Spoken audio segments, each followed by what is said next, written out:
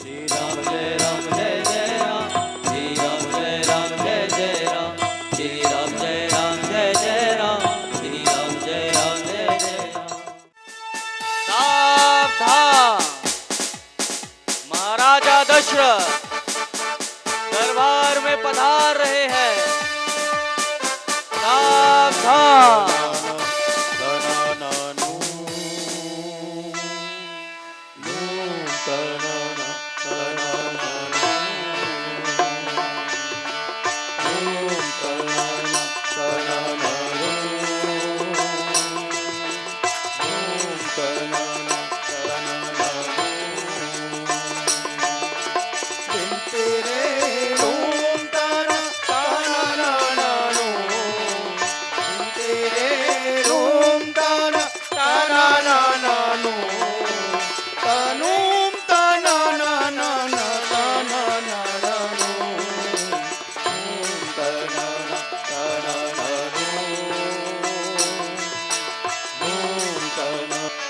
एक समय सब सहित समा जाए, एक समय सब सहित समा जाए, राजसभा रघुराज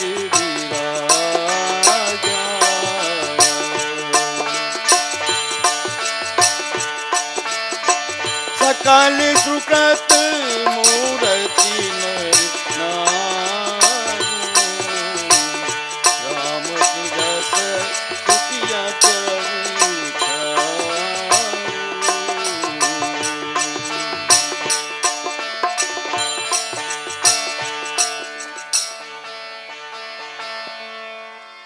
श्रवण समीप भय शीत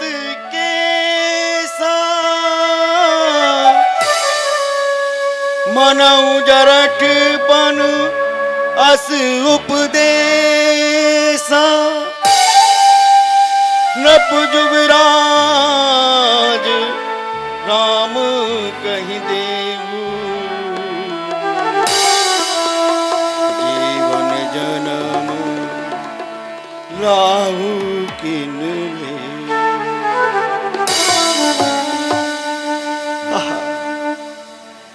अब तो कान के पास कुछ श्वेत बाल भी हो गए हैं, जो जवानी के अंत और बुढ़ापे के आगमन का संदेश लाए हैं। अंत होना चाहते हैं अब मेरे जीवन के दिन, कह रहा मुझसे बुढ़ापा काल की घड़ियों को गिन। बुझ गया दीपक तो फिर होगी कहां से रोशनी, क्या भरोसा स्वप्न जैसी है जगत की जिंदगी। राजन, आप विचारों की उलझन में क्यों पड़ रहे हैं? सब प्रकार से सुख शांति होते हुए भी इतनी निराशाजनक बातें किस लिए कह रहे हैं? गुरुदेव, युवा अवस्था के चाव और मन की उमंगे, हृदय के उत्साह सब मध्यम पड़ते जा रहे हैं। बुढ़ापे के चिन्ह और मृत्यु के ढंग स्पष्ट रूप से दृष्टि में आ रहे हैं। मैं सोच रहा हूं कि यदि मेरे सिर से ये राज रूपी भार हल्का हो जाए तो मैं निश्चिंत होकर अपने प्राण त्याग दूं। राजन, आपका मन पवित्र है और इसमें जो अभिलाषा जन्म लेती है वे भी पवित्र होती है। वास्तव में यह विचार बड़ा ही सुंदर है।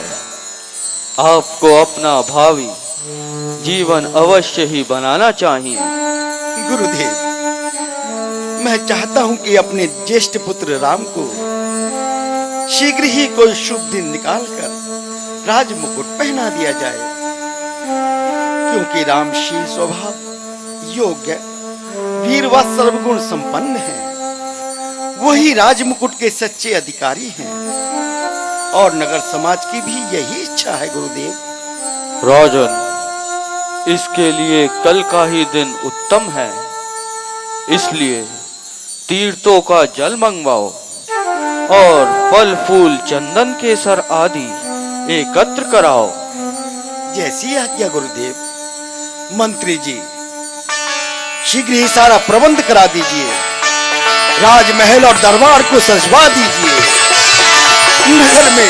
नगर में मरवादी करवा दी जाए कि सारी प्रजा आनंद मंगल गाए और अपने अपने घर द्वार को सजाए। प्रत्येक घर में दीपावली मनाई जाए और ब्राह्मणों तथा भिखारियों को दान दिया जाए। जैसी आज्ञा महाराज।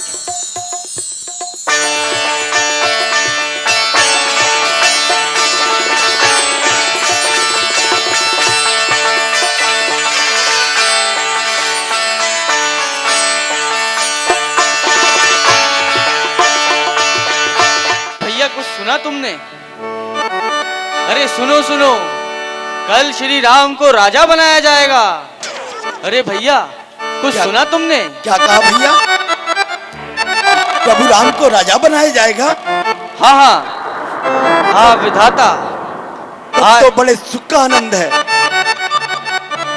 चलो खूब नगर को सजाते हैं।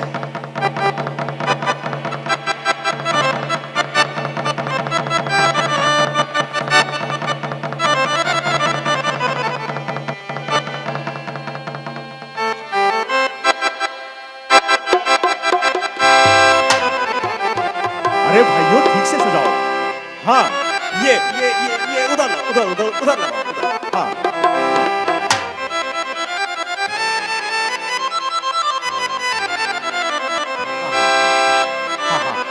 ठीक से लगाना। हाँ हाँ हमारे प्रभु भैया श्री किसी राम प्रकार को की कमी राजा न रहे। बनाया जा रहा है। हाँ कितने चारों उल्लास तरफ का दीपावली दिन है। मनाई जाए हे प्रभु। और नगर हाँ, को खूब भैया, अच्छी तरीके देखो। से सजाया जाए। देखो कोई बड़े कमी दिनों रह बाद न जाए। ये अच्छे खुशी से, का मौका आया है। अति सुंदर तरीके से सजाइए। हाँ हाँ सुनो भाई सुनो। तुम उधर जाओ। अरे उधर हाँ, लगाओ। हाँ उधर लगाओ उधर। हाँ हाँ देखो हाँ ठीक। यहाँ वो ठीक। कोने को साफ करो। यहाँ ठीक हाँ है। तुम हाँ देखो। हाँ ठीक हाँ करते हो। जाओ देखो।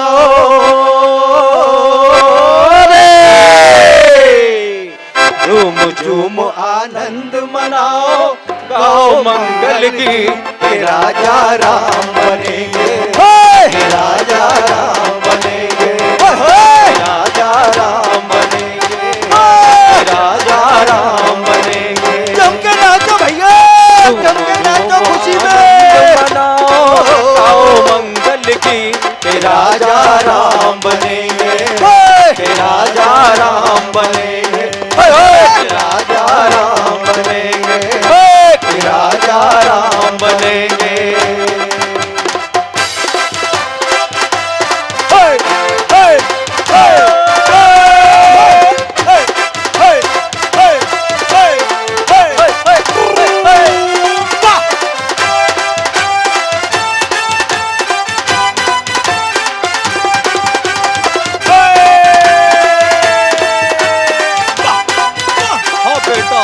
बेटा अच्छी तरह से नाचो, खुशी का अवसर है बेटा। खूब झूम झूम के नाचो बेटा, खूब झूम झूम के नाचो। झूम झूम आनंद मनाओ, गाओ मंगल गीत, राजा राम बनेंगे, राजा राम बनेंगे, राजा राम बनेंगे, राजा राम बनेंगे। क्यों भैया, आज ये कैसा उत्सव मनाया जा रहा है? नगर को क्यों सजाया जा रहा है? अरे मंथरा, क्या तुझे पता नहीं कि कल प्रातः ही राम को राजा बनाया जा रहा है? तो ये बात है। अरे मंथरा, तू किस सोच में पड़ गई? नहीं तो भला मैं क्यों सोच में पड़ने लगी? मंथरा, कल जब का राम का राज तिलक हो जाएगा, तब तेरा सारा बना बनाया खेल बिगड़ जाएगा। तेरा स्वप्न धूल में मिल जाएगा। पता नहीं भैया क्या कह अभी रही। भी समय है, बुद्धि से काम ले, बुद्धि से काम ले, बुद्धि से काम ले। क्या कहूँ? रानी जी चलो भाइयों, अब हम अपना काम करते हैं, चलिए चलो। हाँ भाइयों, तुम हाँ हो गया तुम, चलो चलो चलो, हाँ चलो भैया चलो। चलो।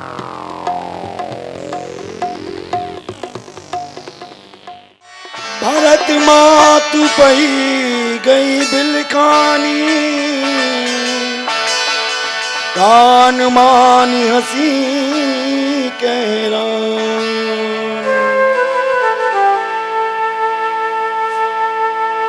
दीख मंत्र ना नगर बनावा, मंजुल मंगल बाजी। रानी जी, रानी जी, रानी जी। आनंद के दिन भी कितनी शीघ्रता से व्यतीत हो जाते हैं कि अनुभव में ही नहीं आते। राम के विवाह को 1 वर्ष हो गया, लेकिन ऐसा प्रतीत होता है मानो जैसे कल ही की बात हो। रानी जी, रानी जी, रानी जी। मंत्रा, क्या बात है? आज तो बड़ी घबराई सी दिखाई पड़ रही है। सच बता, नगर से क्या समाचार लाई है? राम, लक्ष्मण, भरत और शत्रुघ्न कुशल से तो हैं, राजदरबार में शांति तो है। मंत्रा, आखिर क्या बात है जो तू इतनी घबराई हुई है? रानी जी, तुम्हारे सर्वनाश को देखकर मन में बहुत दुख होता है। क्या तुमने नगरी की शोभा नहीं देखी? क्या तुम्हें घर घर में बधाई नहीं सुनाई पड़ रही है? क्यों? ऐसा क्या समाचार लाई है? रानी, क्या तुम्हें पता नहीं, कल राम को राजा बनाया जा रहा है। राजा? मंत्रा, तू ये सच कह रही है? वास्तव में मेरे राम को कल सिंहासन पर बैठाया जाएगा? हाँ हाँ, बिल्कुल सच कह रही हूँ। तब तो बड़े आनंद का अवसर है, बड़ी प्रसन्नता की बात है। सच मंत्रा, मेरी आशाओं का कवल तो खिलने वाला है। और याद रख, तुझे भी भरपूर पुरस्कार मिलने वाला है। खुले हैं भाग हम सबके, घड़ी शुभ आज आई है। तुझे तो कहना था दासी, बधाई है, बधाई है। बधाई तो जिनके लिए है उन्हीं के लिए है। तुम्हारा अधिकार तो देखती आंखों मिटाया जा रहा है। जो भरत को ननिहाल भेजकर राम को सिंहासन पर बैठाया जा रहा है। अरे निर्भागिन, ये तो क्या बोलने लगी? ऐसे अवसर पर तो तुझे मंगल गान गाने चाहिए, भारी उत्सव मनाना चाहिए। धर्म का प्यारा है जो, और देश का जो प्राण है, वो बने राजा तो फिर हर एक का कल्याण है। रानी जी, जब तक तुम्हें अपने हित अनित की पहचान नहीं, तब तक ऐसी बातें बनाती हो। जब तक आगा पीछा नहीं देख सकती, तभी तक मंत्रा को दोष लगाती हो। रानी, मैंने संसार देखा है, मुझे दुनिया के ऊंच नीच का अनुभव है, अनुभव। मैं इस आनंद बधाई का रहस्य जानती हूँ। मुझे तो राम के राज तिलक में कोई गहरा रहस्य दिखाई दे रहा है। चुप पापिन, यदि घर में भेंट डालने वाली बात कहेगी तो तेरी जीभ तालू से निकलवा दूंगी। यदि राम को दोष लगाएगी तो तुझे जीवित अग्नि में डलवा दूंगी। खुशी हो राम की तो राज धन दरबार घर वारों, भरत जैसे हजारों लाल अपने राम परवारों। क्यों ना हो, जब किसी की अशुभ घड़ी आती है तो उसकी बुद्धि ऐसी ही हो जाती है। मैं तुम्हारे हित की कहती हूँ और तुम मुझे पापिन बताती हो। मैं तुम्हारा भविष्य बनाना चाहती हूँ और तुम मुझे गालियाँ सुनाती हो। लो, जाने दो, मुझे तो कुछ मिलने से रहा। मैं तो दासी की दासी ही रहूंगी। फिर तुम जानो और तुम्हारा काम। मंत्रा, आज तो तू कुछ अनोखी सी बात कर रही है। मेरी समझ में तेरा तात्पर्य बिल्कुल नहीं आया। आ जाएगा, सब समझ में आ जाएगा रानी। जब तुम रानी से दासी बन जाओगी तब सारा तात्पर्य समझ में आ जाएगा। अरे भोली रानी, तुम इतना भी नहीं जानती, तुम्हारे साथ घोर अन्याय होने वाला है। राजा ने एक षड्यंत्र रच डाला है। अरे मंथरा, अब तो तू यहाँ तक बढ़ने लगी कि राम के साथ साथ महाराज पर भी संदेह करने लगी।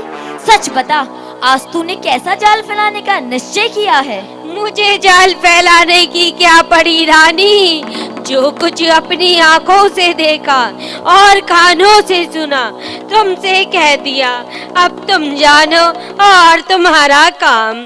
मुझे क्या, इतना भी इसलिए कह दिया कि मुझे तुमसे सहानुभूति है, लगाव है। तुम्हारी सेवा करते करते ये अवस्था हो गई, मगर कभी ऐसी बात सुनी मेरे मुंह से?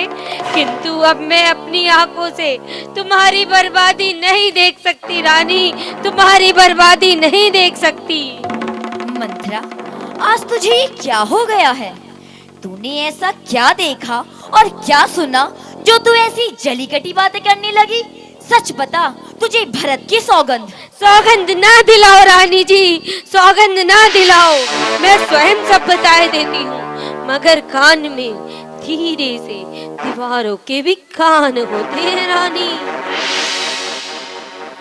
हाँ मंथरा, ये बात को तू कुछ मन को लगती है। स्वार्थवश होकर संसार नित्य स्वांग रचाता है। यही तो मेरा भी तात्पर्य है रानी जी। राम और सीता की जो दशा राज्य मिलने से पहले है, वह राज्य अभिषेक के बाद न रहेगी। परंतु मंथरा, इसमें राम और सीता का क्या दोष? भोली रानी, तुम इतना भी नहीं जानती कि ये धोखा नहीं तो और क्या है। जो भरत की अनुपस्थिति में ही राम को राजा बनाया जा रहा है। क्या यह कार्य भरत के ननिहाल से लौटने पर नहीं हो सकता था? कल का ही दिन क्यों निश्चित किया गया है? बोलो, कल का ही दिन क्यों निश्चित किया गया है? हाँ मंथरा, बात समझ में आती है। भरत के पीछे राम का राज्याभिषेक क्यों? और इस षड्यंत्र में राम की माँ कौशल्या का भी हाथ है। वह बड़ी चतुर और गंभीर है। उसने मौका पाकर महाराज से अपनी बात मनवा ली। भरत को ननिहाल उसने ही भिजवाया है और अपने बेटे राम को राजा बनाने के लिए उकसाया है। लेकिन बड़ी रानी तो मुझे छोटी बहन की तरह स्नेह करती है।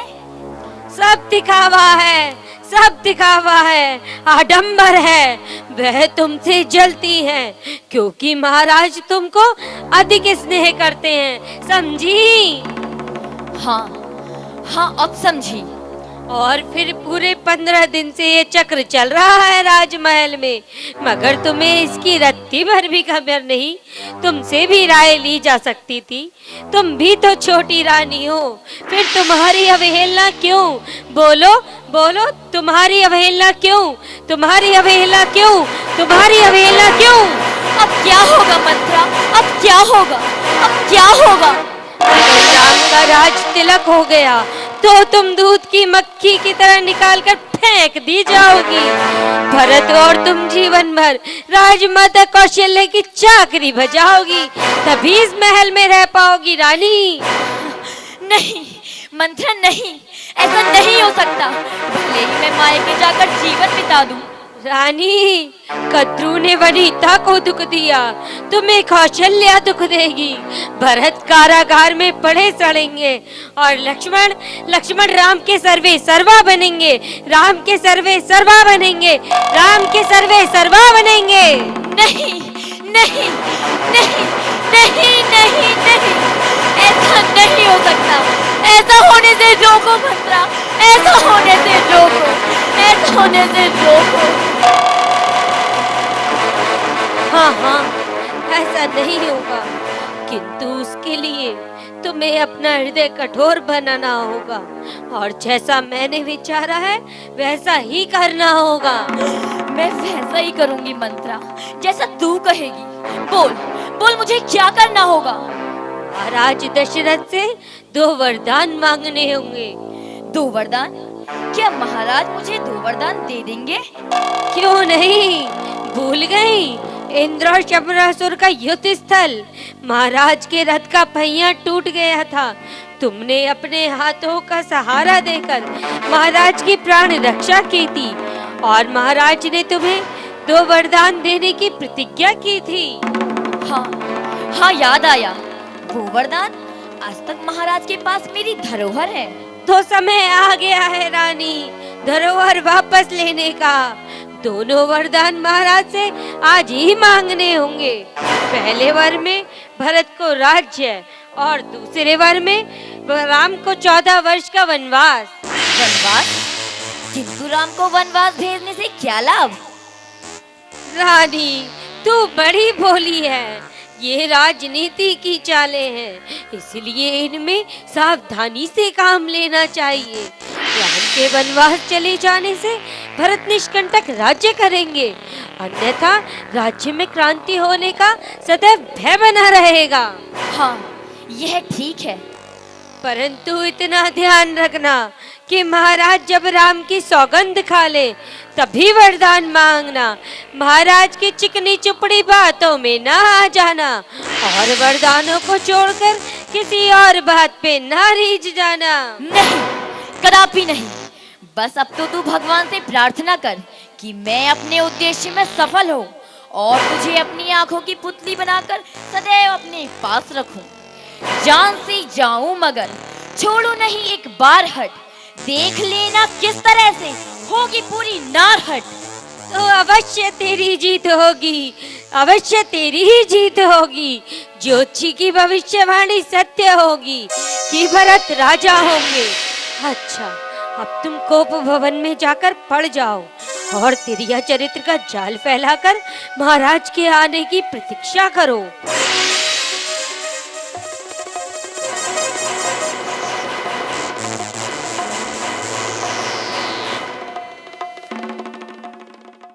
सांझ समय सानंद नप गयों के कही गे, गवन निठुरता निकट किए जानु धरि देगी सने। कोप भवन सुनी सक चेगुराऊ, भय बस गई पर न पाऊं। सभे नरेश प्रिया पही गयऊं, देखी दशा दुन दारुण भयऊं। भूमि शयन पटमोट पुराना, दिए डारी तनु भूषण नाना।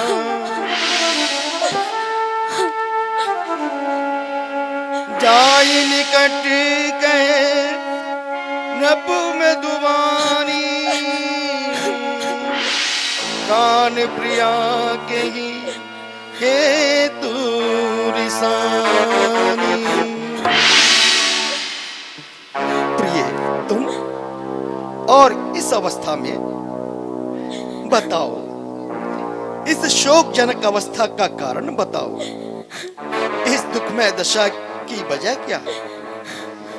क्या है क्यों रंग तन का मैला, बिगाड़ा सारा श्रृंगार अपना, उतार डाले हैं सारे भूषण, बदल दिया है व्यवहार अपना। पड़ी हो उलझन में कौन सी तुम, मलिन शोभा है क्यों बदन की। सुना दे सारी जो जी में आए, छिपा न मुझसे लगी को मन की। प्रिय तुम बोलती क्यों नहीं? क्या तुम्हें ज्ञात नहीं, प्रातःकाल राम को राज सिंहासन पर बैठाया जाएगा।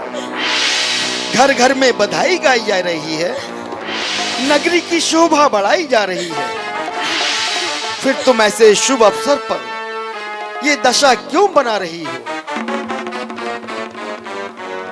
प्रिय, क्या तुम नहीं जानती कि मेरे प्राण, मेरा धन और मेरा कुटुंब सब तुम्हारे ऊपर बलिहार है? फिर स्पष्ट कहो, तुम्हें क्या स्वीकार है? क्या किसी ने कह दिए हैं आज कुछ कड़वे वचन, या किसी की बात तुमको हो नहीं पाई सहन? पड़ गई बाधा कोई आराम के सामान में, या कोई आई कमी रानी तुम्हारे मान में? सच बताओ क्यों पड़ी हो आज मन में ला किए? जो कहो कर दूं अभी संसार में तेरे लिए। मत सुनो मन की व्यथा, इसकी चिकित्सा नहीं, कर सको उपचार जिसका रोग ऐसा ही नहीं। क्या कहूँ कैसे कहूँ, कहने से क्या परिणाम है सरल सुनना मगर करना कठिन सा काम है। क्या कहा? कठिन काम है? प्रिय, तुम्हारा कहाँ करना मेरे लिए कठिन काम है? क्या है संसार में जो तुझसे अधिक प्यारा हो? प्राण तक बलिदान करूं यदि तेरा इशारा हो। हाँ, दिखावे की बातों पर तो सभी अकड़ जाते हैं, आकाश और रसातल एक कर दिखाते हैं, परंतु समय बढ़ने पर सब पीछे हटते नजर आते हैं। बड़ा अंतर है राजन बात कहने और करने में। ये कह देते हैं मरता हूँ, मगर मुश्किल है मरने में। अच्छा, तो क्या आज मैं विद्याभाषी भी हो गया? रानी, ये तुम क्या कहने लगी? क्या अपने वचनों से फिरकर माथे पर कलंक का टीका लगाऊंगा? झूठ बोलकर रघुकुल की मर्यादा को मिटाऊंगा? सुनी जाती नहीं प्रियतमा, ये मुझसे सिसकियां तेरी, वही करने को हूँ तैयार जो कह दे जिह्वा तेरी। बस महाराज, मुझे सब ज्ञात है तुम मुझे कितना प्रेम करते हो। वास्तव में मेरे प्रेमी हो या सांसारिक व्यवहार करते हो? समय आने पे खुलती है परीक्षा प्रेम होने की, कसौटी पर ही होती है परख पे मेल सोने की। तो परख लो, मेरे प्रेम को अपने परीक्षा रूपी कसौटी पर परख लो। सभी तन मन भवन अपना तेरे एक प्रेम पर बारा, छिपा लूं जिसको देने से है क्या संसार में प्यारा। तेरी जग में किसी वस्तु से समता हो नहीं सकती, तेरे आगे तो प्राणों की भी ममता हो नहीं सकती। निसंदेह यदि आपको अपने वचनों का इतना ही ख्याल है तो मुझे अवश्य विश्वास है। मालूम है राम पर हित आज तुम्हारा, है राम प्राण आपके आंखों का सितारा। चिंता यदि है आपको कुछ मेरे काम की, खा जाओ मेरे सामने सौगंध राम की। क्या कहा? राम की सौगंध? रानी, ये तुम्हारा मिथ्या विचार है। क्या तुम समझती हो कि मेरा झूठा व्यवहार है? तजे आकाश तारागण, तजे सूरज दिशा अपनी, तजे गंभीरता सागर, तजे ठंडक हवा अपनी। हिमालय का बने रचकण, कहे मोती जो पत्थर को, अनल हो चांद से पैदा बहे गंगा भी उत्तर को। कहा एक बार जो अंतिम, वही मेरा वचन होगा। शपथ है राम की दशरथ नहीं मिथ्या कथन होगा। धन्य हो महाराज, वीरों की यही तो आन है, क्षत्रियों की यही तो पहचान है। तो सुनिए, जिस समय आप इंद्र की ओर से संबासुर से युद्ध कर रहे थे, तब आपने मुझे 2 वरदान देने का वचन किया था। हाँ हाँ, हमें आज भी याद है। तो महाराज, मेरी वही धरोहर मुझे आज वापस दे दीजिए। सहर्ष बोलो, तुम्हें क्या चाहिए? सोच लीजिए महाराज, कहीं विचलित ना हो जाइएगा। प्रिय, ये दशरथ का दिया हुआ वचन है, जो अपने कुल के पूर्वजों की आन को बनाए रखे है। रघुकुल रीत सदा चली आई, प्राण जाए पर वचन न जाई। तो फिर सुनिए महाराज, मुझे पहले वर में भरत को अयोध्या का राज। रानी, और दूसरे वन में राम को 14 वर्ष का वनवास। क्यों महाराज, होश क्यों जाते रहे? सुनते ही कलेजे में बाण सा लग गया। क्या रघुकुल की मर्यादा झूठी हो गई? क्या हरिश्चंद्र की याद मिट गई? नहीं सकती थी जो वरदान देने और दिलाने की, पड़ी थी क्या तुम्हें फिर राम की सौगंध खाने की? धिक्कार है, दुर्बुद्धि मलिन आत्मा स्त्री, तुझे धिक्कार है। हाँ, धिक्कार है। वचन पूरा करने का समय आया तो धिक्कार है। वरदान देने को कहा तो धिक्कार है। उल्टा आज तूने ऐसा भयंकर रूप धारण क्यों कर रखा है? देख देख, अन्यायी न बन। आखिर तू मेरी नार है, काल बनकर क्यों मुझे खाने को तू तैयार है? बस देखिए आपका साहस, ज्ञात हो गई आपकी प्रतिज्ञा। थोड़ा सा काम पड़ने पर ही ठंडी ठंडी सांस भरने लगे। रानी, तू क्या वास्तव में आज इतनी कठोर हो गई है? क्या तेरा हृदय ऐसा अन्यायी हो गया है? नहीं नहीं, मुझे पूर्ण विश्वास है कि तूने कुछ हंसी की है, कोई गंभीर दिल लगी की है। प्रिय, तू तो मेरी अर्धांगिनी है, मेरे सुख दुख की साथी है। मांगता हूँ भीख बस, इतना कहाँ स्वीकार कर, प्राण तक ले ले मगर तू राम को मत कदापि नहीं। या तो राम तपस्वी का वेश बनाकर वनों को जाएंगे, या फिर महाराज आप मुझे अपने हाथों से चिता में जलाएंगे। हे दूध पीकर विषु जगलने वाली नागिन, आखिर राम ने तेरा क्या बिगाड़ा है? अरे दुष्टा, वो तो तुझे सबसे अधिक प्यारा है। निर्भागिन, इस कष्ट को मैं कैसे सहन करूंगा? राम के बिना मैं कैसे जीवित रह सकूंगा? याद रख, ओ निर्दय, याद रख, इस वंश के अविनाश होने में पलों की देर है। रघुकुल का दीपक बुझ चला, बस राज्य में अंधेरे अंधेरे अंधेरे। बस रहने दीजिए। राम भी सीधे हैं, कौशल्या भी सीधी है, और आप भी सीधे हैं। आप कुछ कहें, परंतु मैं आपकी बातों में आने वाली बिल्कुल भी नहीं हूँ। लुट गया, हे कुलघातनी, मैं अच्छी तरह लुट गया। दुष्टा, ये तूने क्या विचारा है? मेरी आशाओं का उपवन क्यों उजाड़ा है? अग्नि व्याप रही है, हृदय जल रहा है, अंधकार सा छा रहा है। मृत्यु का दृश्य सामने आ रहा है। आंख में ज्योति नहीं, हृदय पर मेरा काबू नहीं। कह रहा है कोई कानों में, दशरथ तू नहीं, तू नहीं, तू नहीं। क्यों महाराज, क्या मन अधिक व्याकुल हो रहा है? देख, हे कुल कलंकनी, इधर देख, महाधर्मिनी जोर देख। आज दशरथ अपने कर्तव्य पालन के लिए विदा हो रहा है। ये प्राण पखेरु तेरी कुटिलता से हवा हो रहा है। जा रहा हूं आज मैं दुनिया से सदा के वास्ते। घर हुआ बर्बाद मेरा सर्वदा के वास्ते। वाह महाराज, इसी बलबूते इतना जोश दिखाते थे। रघुकुल की मर्यादा का इसी प्रकार निभाते हो? क्या शूरवीर कहाकर एक साधारण सी बात से घबराते हो? ना सता, हे नाशकारिणी अभागे दशरथ को अवधि को ना सता। मेरे दुखी हृदय को और दुखी ना बना।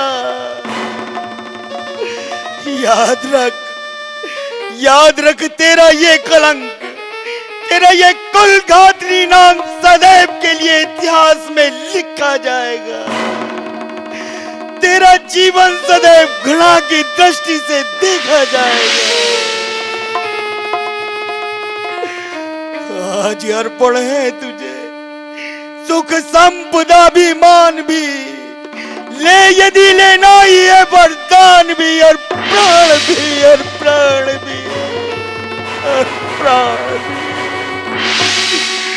राम बेटा राम।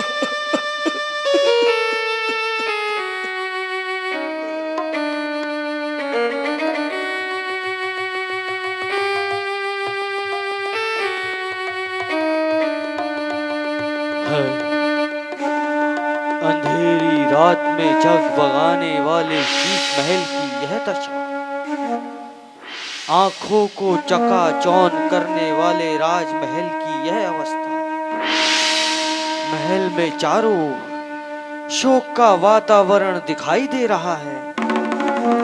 ऐसा प्रतीत होता है जैसे यहाँ कोई अपशगुन हुआ है।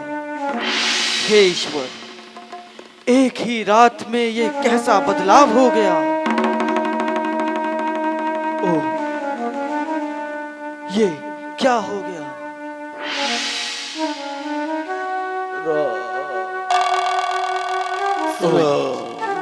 ये तो महाराज तड़प रहे हैं और राम ही राम की रट लगा रहे हैं। महाराज, महाराज, महाराज, महाराज। सुमंत जी, आप राम को शीघ्र बुला लाइए। जो आज्ञा महादेवी।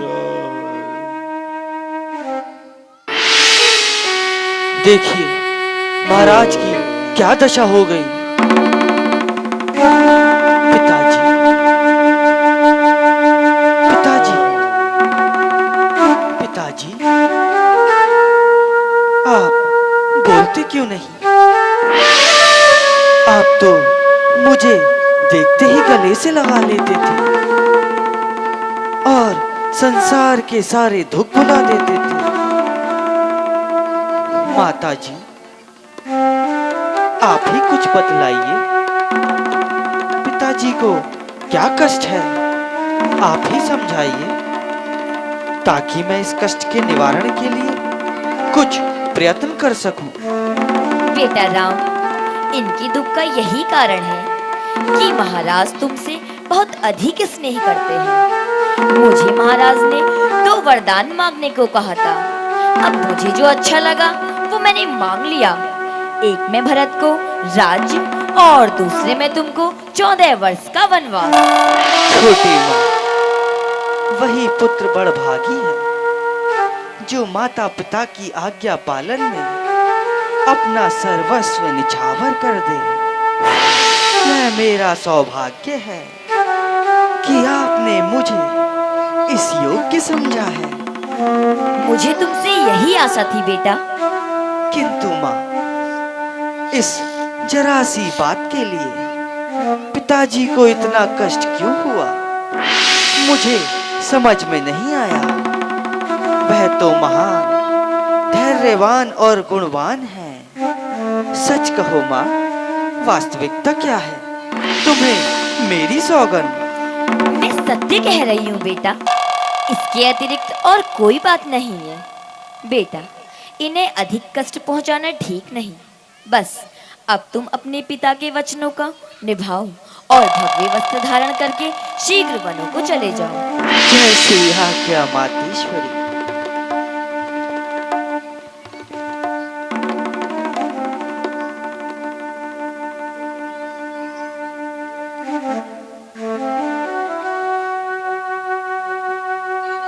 आइए महाराज।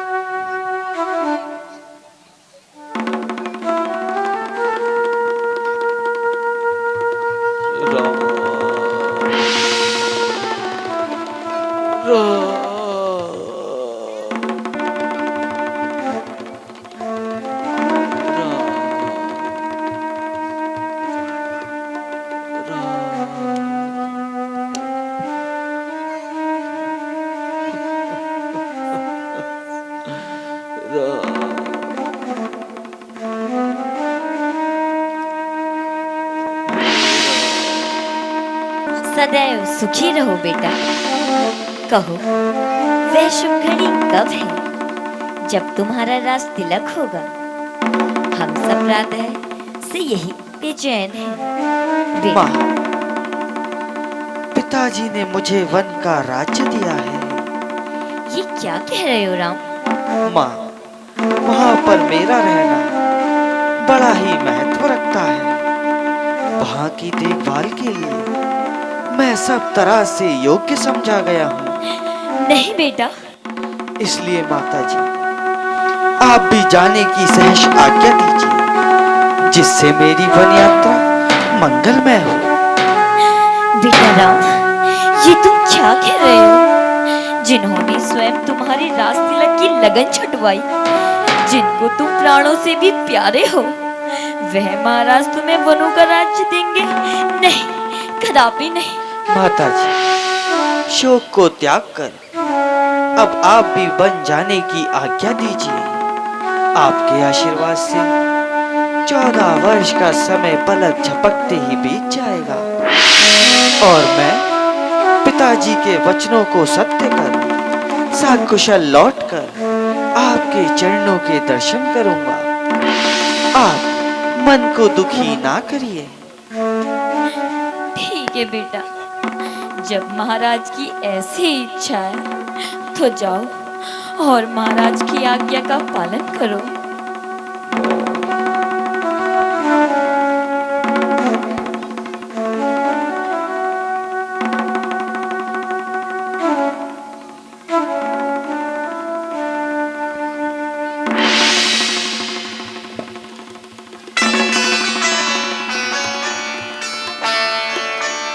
माताजी प्रणाम।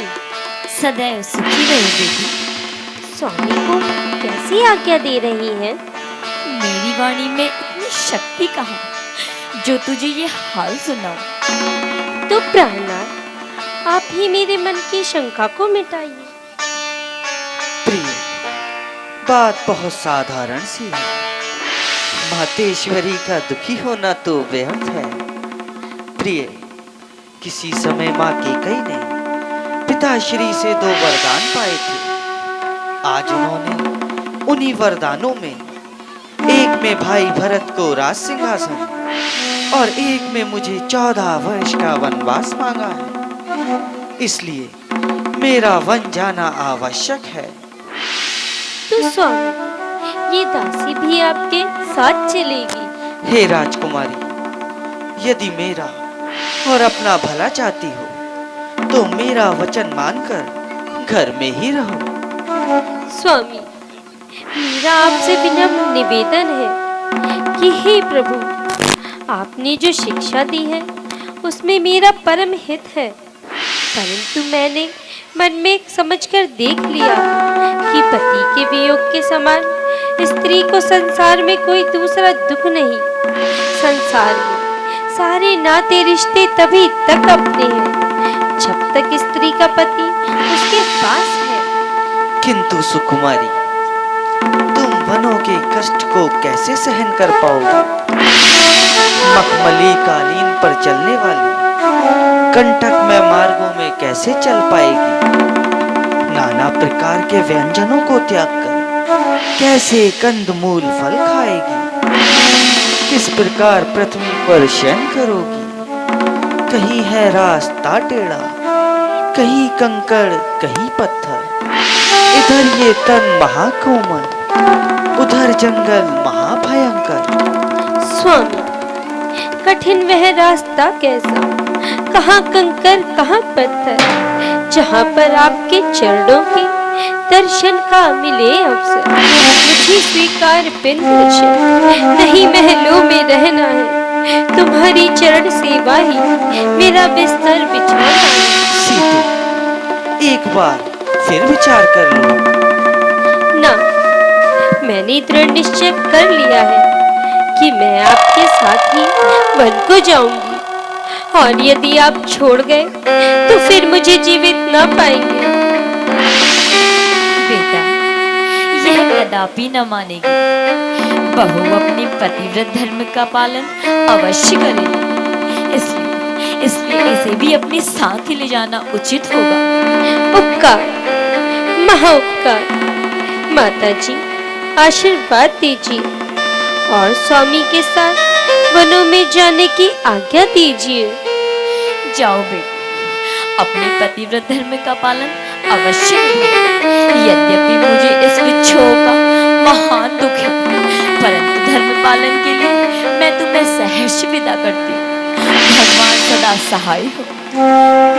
समाचार जब लक्ष्मण पाए, व्याकुल बिलख बदन उठी धाए, कंप पुलक तन नैन सनीरा, जय चरण अति प्रेम अधीरा। भैया, भैया, सेवक को छोड़कर कहाँ जा रहे हैं भैया? धीरज धर, अधीर ना हो। मैं पिताजी और छोटी माता की आज्ञा से वनों को जा रहा हूँ। क्या अकेले जा रहे हैं प्रभु? नहीं लक्ष्मण, जानकी भी साथ जा रही है। और ये सेवक भैया, इसे क्या यही तड़प तड़प कर जान देने के लिए छोड़े जा रहे हैं भैया? नहीं लक्ष्मण, तुम्हें माता पिता और गुरु की सेवा के लिए छोड़ दिया है।